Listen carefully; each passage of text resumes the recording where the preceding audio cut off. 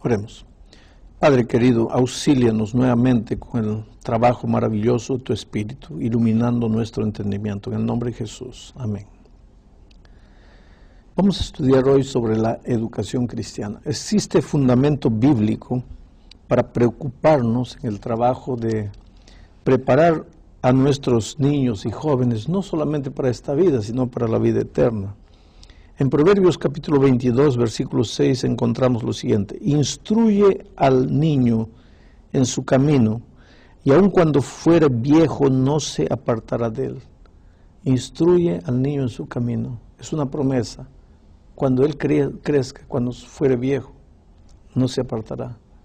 Pero instruye al niño en su carrera. Es un trabajo educativo. Hay que enseñar, hay que gastar tiempo propositadamente para enseñarlo. En Efesios capítulo 6, versículo 4, San Pablo dice: y vosotros padres no provoquéis a ira a vuestros hijos, sino criadlos en disciplina y amonestación del Señor. Aquí se menciona el elemento disciplina como parte de la educación del niño, como parte de la formación, del crecimiento, de la madurez del niño. Y el último texto que quiero leerles está aquí en Deuteronomio, capítulo 11, a partir del versículo 18, dice así: por tanto, pondréis estas mis palabras en vuestro corazón y en vuestra alma, y las ataréis como señal en vuestra mano, y serán por frontales en vuestros ojos. Y las enseñaréis a vuestros hijos, hablando de ellas cuando te sientes en tu casa, cuando andes por el camino, cuando te acuestes y cuando te levantes.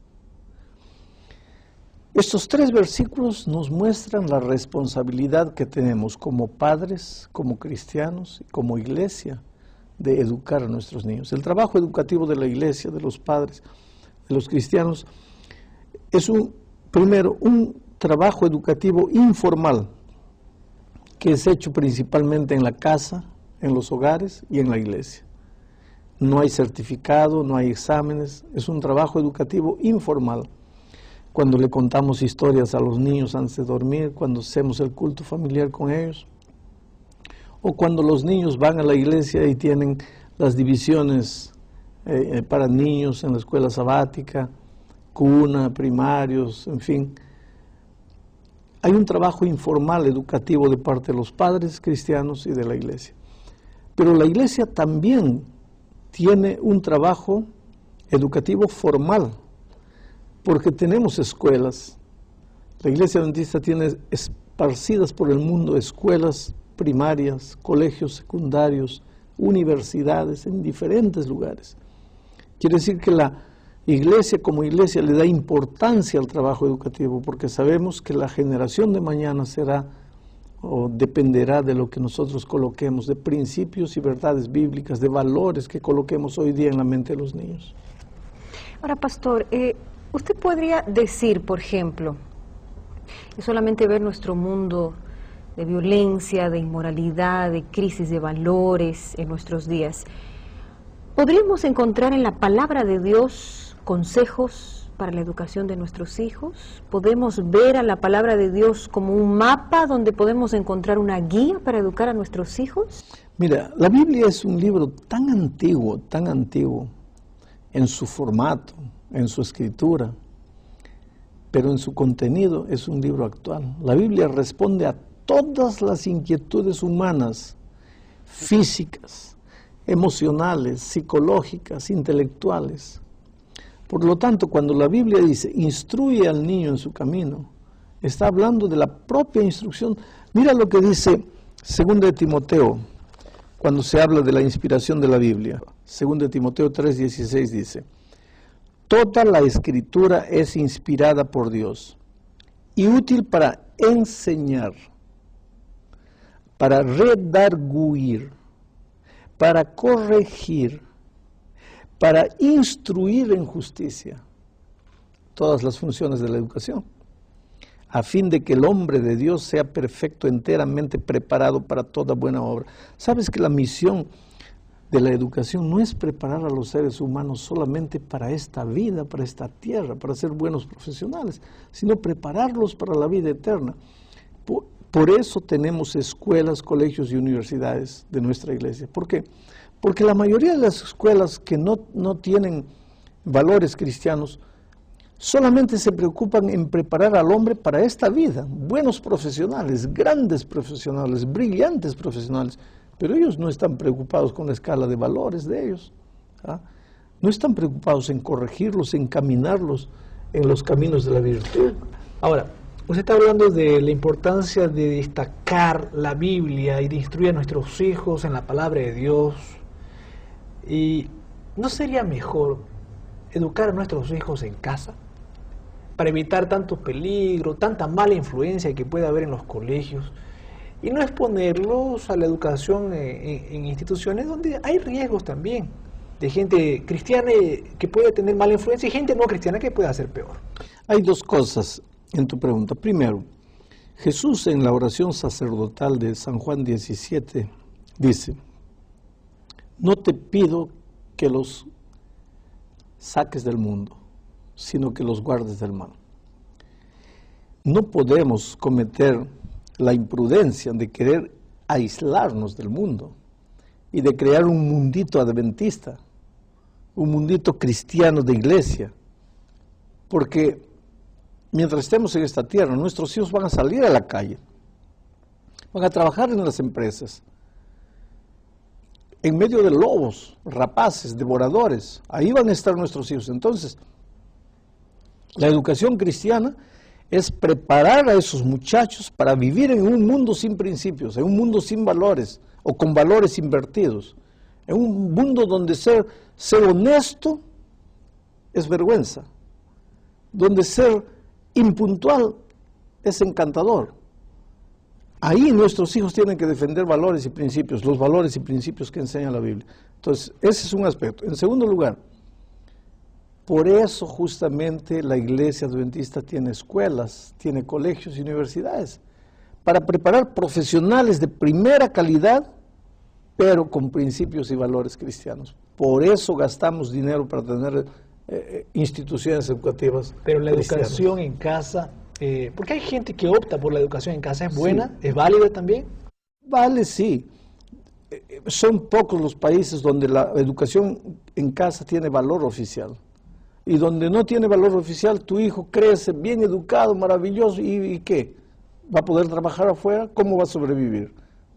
Porque la educación en casa no tiene valor oficial. En los países donde tiene valor oficial, muy bien, maravilloso. En los que no, tenemos la necesidad de tener escuelas, colegios y universidades. Ahora, pastor, usted está hablando de la influencia positiva de la educación cristiana, valores, principios cristianos. Hablemos de una familia, y yo he conocido casos en que la familia no era cristiana, colocó a los hijos en colegios que no eran cristianos. En algún momento se encontraron con verdades preciosas de la palabra de Dios, según lo que ellas dicen. Encontraron realmente ese texto que usted acaba de decir, instruye al niño, solo que los hijos ya eran un poco más grandes. Solo que en su sincero deseo sacaron a los hijos y colocaron a esos niños, o ya jóvenes, en instituciones cristianas. Y las madres preocupadas dicen, bueno, ¿será que ahora va a tener una influencia positiva si ya ellos están tal vez enraizados en algunas enseñanzas no cristianas? ¿Será que vale la pena? ¿Aún hay espacio para esa influencia positiva? Vale la pena. No tanto como cuando tú tomas a un niño que todavía no está alfabetizado y lo llevas a una escuela y comienza a ser alfabetizado dentro de principios. Es una cosa, tiene más ventaja. Pero si lo llevas a los 10 años, todavía vale la pena. Si lo llevas a los 15 años, todavía vale la pena. A los 20 años, todavía vale la pena. Siempre vale la pena. Porque ¿qué pasa en nuestras escuelas, en nuestros colegios y universidades? Se enseña español, se enseña historia, se enseña geografía, se enseña biología, todo lo que se enseña afuera. Yo les digo una cosa a nuestros profesores: nuestras escuelas deben ser las mejores escuelas en materia de enseñanza. Los mejores profesores, los más brillantes, profesores con maestría, con doctorado, los mejores profesores. Pero ¿qué pasa con el profesor cristiano? Mientras enseña biología, enseña bien biología, pero a través de la biología enseña el plan maravilloso de Dios para este mundo. Mientras enseña historia, enseña bien la historia, pero a través de eso muestra cómo la historia es el desarrollo de las profecías. Quiere decir, para profesores que no son cristianos, la materia es el objetivo final.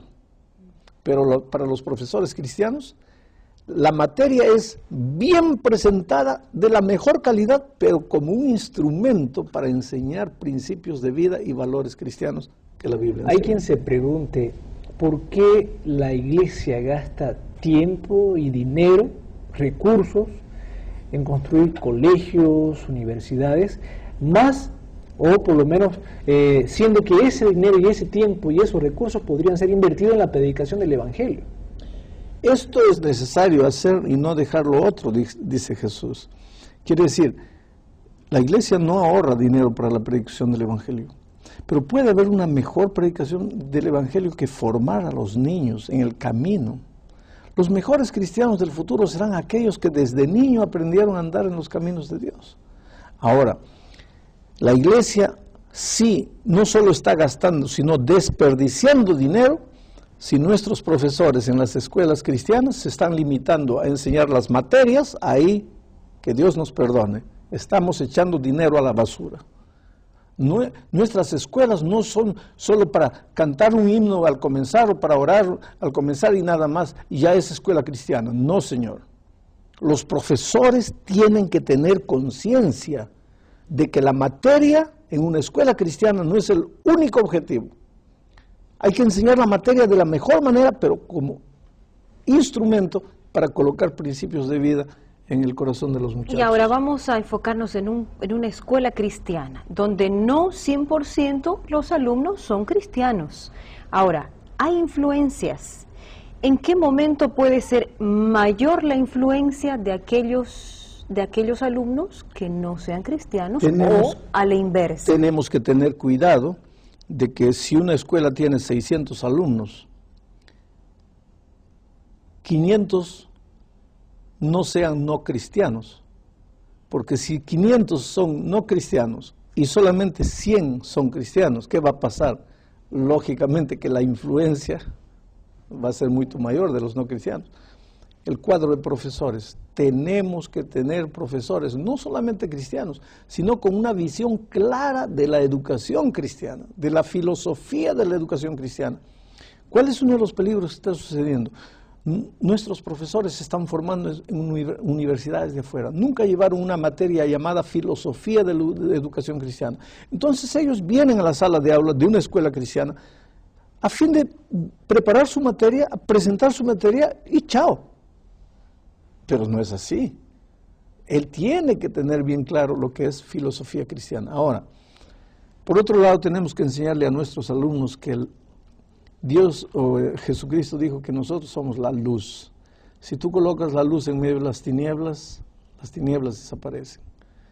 Por más que la luz sea solo un rayito, destruye el poder de las tinieblas.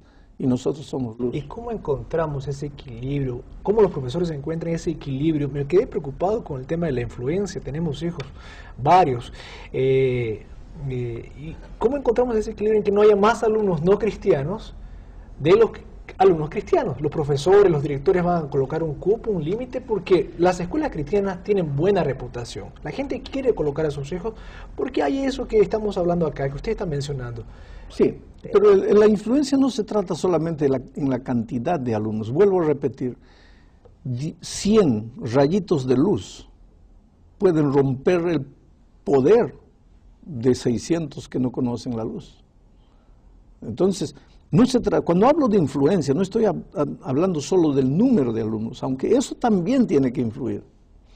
Estoy hablando del número de profesores, de la calidad de profesores, de la filosofía de los profesores, de la conciencia de los directores de escuela. ¿Cuál es el propósito de la disciplina? ¿Castigar o restaurar o hacer crecer? Esa filosofía tiene que estar bien clara. Un muchacho cometió un error, ¿hay que expulsarlo? ¿O antes de expulsarlo hay que luchar, clamando a Dios como profesores para restaurar y curar a ese alumno y ayudarlo a caminar en los caminos de Dios. Quiere decir, la filosofía de la educación cristiana es muy abarcante. Y lógicamente estoy tratando de entender el papel que juegan, por ejemplo, los padres en casa, pero armónicamente los profesores en el colegio. O sea, es una tarea conjunta y no confiar solamente, yo coloco a mi hijo en un colegio cristiano y ellos van a hacer la tarea y yo descuido de alguna forma. Por eso viene la educación informal y la educación formal. La educación informal es dada por los papás en la casa y por la iglesia en el templo. Pero la educación formal es dada por nuestras escuelas. Ahora, hay que tener en cuenta que la iglesia tiene que concientizarse de que la educación cristiana cuesta, porque vale. Lo que no vale no cuesta. Es más fácil mandar un hijo a una escuela pública, tal vez sea más barato, pero quién sabe un día yo tenga que lamentar el no haber colocado en el corazón y en la mente de mis hijos los principios y los valores cristianos. Yo vengo de una familia pobre y mi madre llevó los 9 hijos para cerca de un colegio a recibir educación cristiana. Hoy día los 9 están en la iglesia, casados con gente de la iglesia, los nietos en la iglesia. Y yo veo a mi madre anciana tal vez pensando, mira, lo que la educación cristiana vale la pena ese sacrificio, porque la gente dice también, está difícil la situación económica y los colegios cristianos buenos son caros. Pero vale la pena ese sacrificio económico, privarme de alguna cosa, vender mi auto, cualquier cosa para pagar los estudios de mis hijos en un buen colegio cristiano. Para mí personalmente valió haber comprado un par menos de zapatos, haber comprado un terno menos, haber comprado un carro más barato, pero haber educado a mis 4 hijos en escuelas, colegios y universidades adventistas. Para mí, el único que no estudió la educación superior adventista es un hijo mío que escogió una carrera que no había en nuestras universidades, pero valió la pena. Cuando hoy día los veo líderes de iglesias, como seres humanos, han cometido errores, yo creo que están sujetos a errores, muchas veces, como decimos, pisaron la pelota, se resbalaron, cayeron, pero están en la iglesia, aman a Dios, aman a Jesús, están comprometidos con la misión de la iglesia. Todo eso es fruto de la educación cristiana. Entonces, ¿se puede confiar, pastor, en ese recado que nos da Dios, en ese versículo que usted leyó? Si instruimos a nuestros hijos en el camino, aunque se desvíen en algún momento, aunque se alejen un poco de Dios en algún momento, vamos a cosechar los frutos. Y si un día vamos a decir que no quieren saber nada, aparentemente, en tu corazón te restará la tranquilidad de decir, Señor, yo lo instruí. En casa, le conté historias, hice el culto matutino, y cuando llegó el momento de la escuela, lo mandé a la escuela con sacrificio, dejé de comer, dejé de comprar una ropa para educarlo. Yo hice mi parte. Ahora, Dios mío, haz tu parte.